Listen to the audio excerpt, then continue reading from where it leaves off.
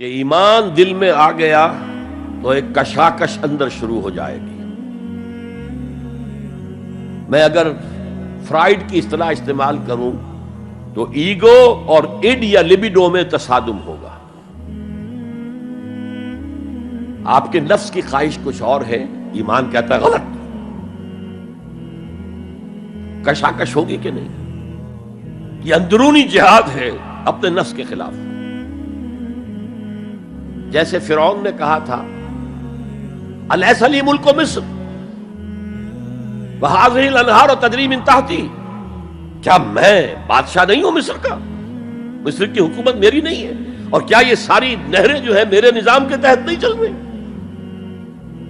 اسی طرح برا نہ مانیے، ہمارا نفس کہتا ہے یہ جسم میرا ہے، میری ملکیت ہے، اٹس مائی ڈومین، میری خواہش پوری کرنی ہوگی.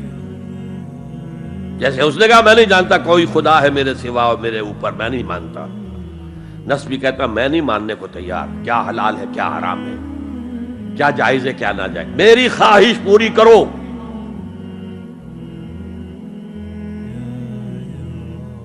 اس کے خلاف جہاد، یہ پہلی منزل کا جہاد ہے. اور آپ کو معلوم ہے 3 منزلہ عمارت ہے، تو بلند ترین تو ہے تیسری منزل، اہم ترین ہے پہلی منزل. پہلی منزل بنے گی تو دوسری بنے گی، دوسری ہوگی تو تیسری بنے گی نا. پہلی منزل یہ ہے اور اہم ترین یہ ہے.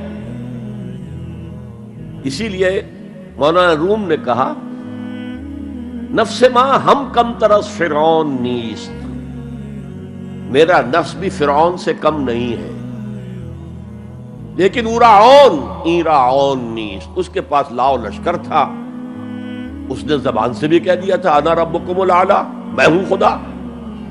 میرا نفس بیچارہ اس کے پاس کوئی لاؤ لشکر نہیں، زبان سے تو یہ کچھ نہیں کہتا، اندر یہی کہتا میں بادشاہ ہوں اس وجود کا، میری مرضی پوری ہے.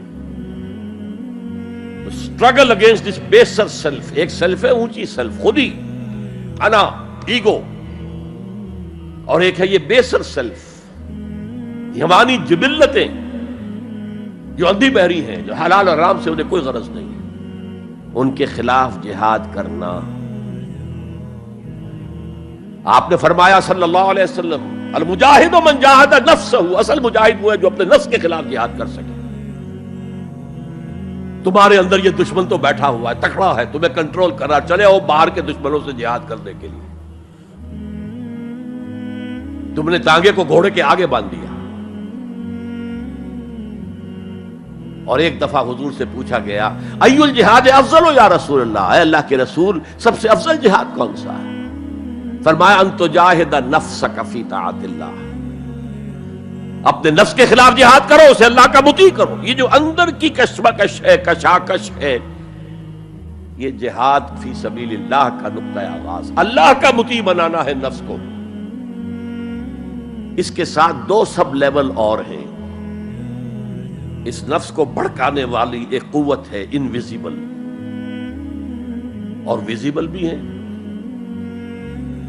انویزیبل قوت سب سے بڑی ابلیس، شیطان لعین، اور اس کے چیلے چانٹے جنات میں سے. اور ویزیبل میں انسانوں میں جو اس کے ایجنٹ ہیں، جو فحاشی کو کلچر کا نام دے، یہ اس ابلیس کے چیلے ہیں. ان کے خلاف جہاد نہیں کریں گے آپ. اگر آپ ان کے خلاف ایگریسو ایٹیٹیوڈ اختیار نہیں کریں گے تو آپ ان کے دباؤ میں آ جائیں گے. ان الشیطان لکم عدو فاتخذوہ عدوا، اے لوگو یہ شیطان تمہارا دشمن ہے، اس کو اپنا دشمن سمجھو. وہ تمہیں سبز باغ دکھاتا ہے، بدی کو مزین کر کے دکھاتا ہے، اچھے اچھے نام اس کے رکھ دیتا ہے، اور تمہیں آمادہ کرتا ہے بدی کے ارتکاب پر. نہیں، وہ تمہارا دشمن ہے. افتتخذونہ وذریتہ اولیاء من دونی، تم مجھے چھوڑ کر اسے اور اس کے چیلے چانٹوں کو تم اپنا دوست بناتے ہو. نہیں، شیطان کے خلاف جنگ کرو. اور تیسرا اس پر سب لیول کیا ہے؟ معاشرہ اگر بگڑا ہوا ہے، اس کا عمومی رجحان برائی کی طرف ہے، تو سوشل پریشرز آپ کو ادھر دھکیلتے ہیں۔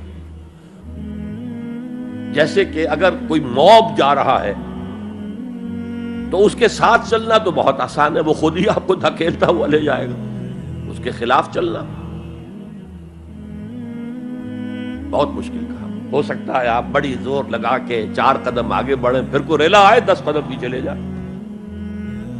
تب 2 ہی راستے ہیں، زمانہ بات و سازت تو بعد زمانہ بے ساز۔ یا تو پیسو معاملہ ہے، زمانہ تمہارے ساتھ سازگاری نہیں کرتا، چھوڑو تم زمانے کے ساتھ سازگاری اختیار کر لو، چلو تم ادھر کو ہوا ہو جدھر کی۔ ایک یہ ہے کہ نہیں، زمانہ بات و سازت تو بعد زمانہ ستیس،